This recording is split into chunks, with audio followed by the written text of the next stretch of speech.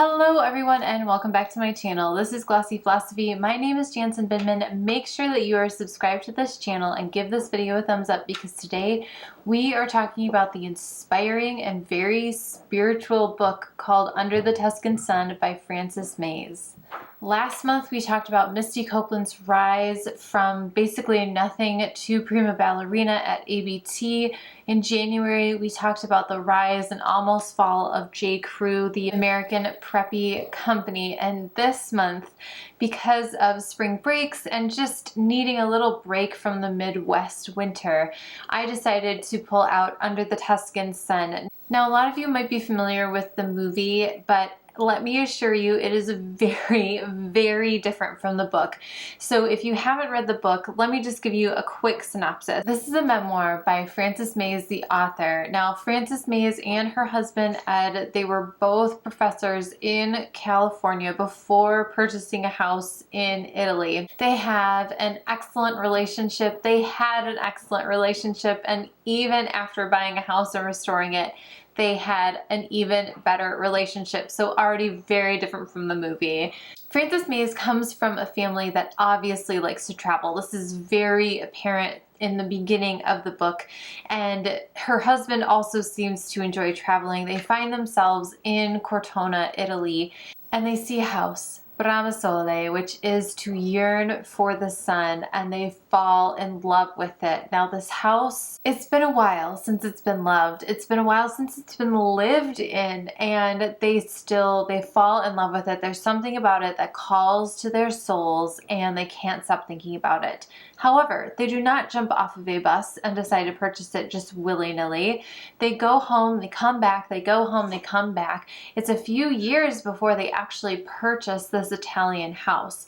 Now, there are some great stories about the communication or lack of communication between the American banks and the Italian banks, and just how the purchasing of houses is quite different from the American way of doing it, at least in the late 80s, early 90s when this book was written. So that is a really fun and interesting part about the difference between Italian culture and American culture, at least around Cortona, Italy. After purchasing the house, which does take quite a while, they go on to renovate the house for about 3 years, at least in this book. Now, Frances Mayes has written several other books on Italy, on the surrounding areas that you should visit and why she loves it, because there's lots of good travel insider information. Even though this is written in the 90s, I bet a lot of it is still true. So this 3-year renovation, if you've ever renovated a house, it sounds so simple in the beginning. Let's put in a bathroom over here. Let's just blow out this wall over here. And you know, as soon as you start, that it's just this ginormous ripple effect, which turns into a tsunami. And pretty soon, the whole house gets taken over in this renovation that was supposed to be very simple, but is turning out to be quite complicated. There are things like she's taking a shower and the water stops running, and it turns out that the well isn't deep enough. It doesn't have any water. Even though when they were purchasing the house, the former owner was saying, oh yes, so much water, you're gonna have enough for a swimming pool. They have to dig their own well, which takes time and lots of money. They go on to find some other little wells in their property. I mean, it's just, the book, it's so funny and also like heartbreaking and like hair-wrenching. If you've ever been through a renovation of a house, you will really, really appreciate the love and the anguish that goes along with all of those things. I also found it really refreshing while reading this book that Frances and her husband not only had a great relationship prior to purchasing Bramasole, but also during the actual renovation, and then even now they still have a very strong relationship. I saw an interview with them in the early, I think around 2010, and they were so in love. You could just tell from the way that they were speaking to each other, about each other. It was really beautiful to watch, and I really appreciated that in this story as well. You don't often get something outside of HGTV where a husband and wife get along really beautifully and build something together while also growing themselves. Another of my favorite parts, which is very, very short, but I just thought it was so insightful and so beautiful, such a beautiful sentiment. When Frances, she is almost at the end of her 3-year renovation, she gets a phone call at Ramassole, and it's this lawyer who has basically tracked her down. It's a female lawyer who has read some of her articles that she's been trickling before the publishing of this book. She's been trickling some of these articles about Italy, about Ramassole, and this lawyer reads and tracks her down and asks, like, basically permission. Is it okay for me to kind of follow in your footsteps? Like, what's bad about doing that? Do you regret it? Just anything that you can help me figure out how to live your life only through my own lens would be great. And she says the conversation lasts for a significant amount of time, but not long enough. And if she wasn't going home, she would have invited her out to Italy to just chat it up with her.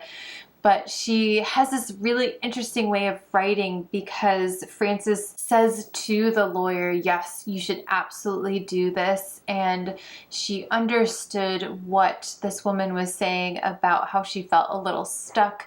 She didn't feel like her life was continuing to move on, and she wanted to shake things up a little bit. And Frances said that was one of the best ways, was to do something kind of unexpected and yet completely expected at the same time. She said, forget about what your friends are saying, forget about what your family is saying. If it brings you that much joy, and if you've already kind of figured out how you can fit it in with your current life, there's no reason for you not to. And then, almost as a side note, she talks about all the hard work that has gone into having 2 homes and restoring this old house, but how it is so worth it. Not only the house as a metaphor for one's life and the awakening of the house and the awakening of the spirits, but just, again, to shake up your life a little bit, do something unexpected, because it just gets you thinking in a new way, in a clearer way, in even an elevated way than you were before. And I loved those couple paragraphs with that conversation with the lawyer. I just thought it was really, I don't think Frances Mayes intended to write kind of like a spiritual book, but I really felt like there were a couple moments here where it was just so beautifully written and so insightful into someone's psyche and someone's soul that I just thought, wow, you really get it. She just gets it. She gets it on a completely different level than we are functioning normally on an everyday basis. It is just a really beautiful book, and I think, take it slow. Don't try to just cram it all through in one weekend. It is something that you want to take your time with, because again, it is just so well written and there's so much goodie in there. There's also, speaking of goodie, a lot of recipes for summer and also winter. I haven't tried out any of the recipes yet, but I am very excited to. So yes, I would highly recommend this if you are feeling stuck in your life, if you are going through a renovation, if you just love the idea of travel and experiencing new things, or you just want to read something that's really beautiful and really well written, I would highly recommend this book. Now let's quickly talk about the movie, because as I said in the beginning, you are probably more familiar with the movie than you were with the book, even though this book was on the bestsellers list for over 2 years. I was more familiar with the movie, and I opened this book thinking it was going to be this rejuvenation of a woman's spirit who had been scorned by her ex-husband, and she just needed like a fire to be lit under her. And I love those stories. I think those stories are great. Anytime a woman can be lifted up and lifts herself up, I love a story like that. However, I'm so disappointed that the movie industry thought that a couple who was doing really well and continues to do well throughout a renovation process was not a story. I feel very frustrated sometimes. I'm almost 38. I'm in a great relationship. I have a wonderful family. I am very blessed.